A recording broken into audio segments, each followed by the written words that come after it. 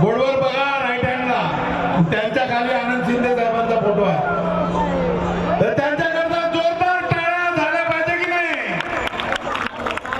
रक्ताचं पाणी करतात होय लोक, गातात रात्रभर दिवसभर आणि तुम्ही टाळ्या सुद्धा वाजवत नाही.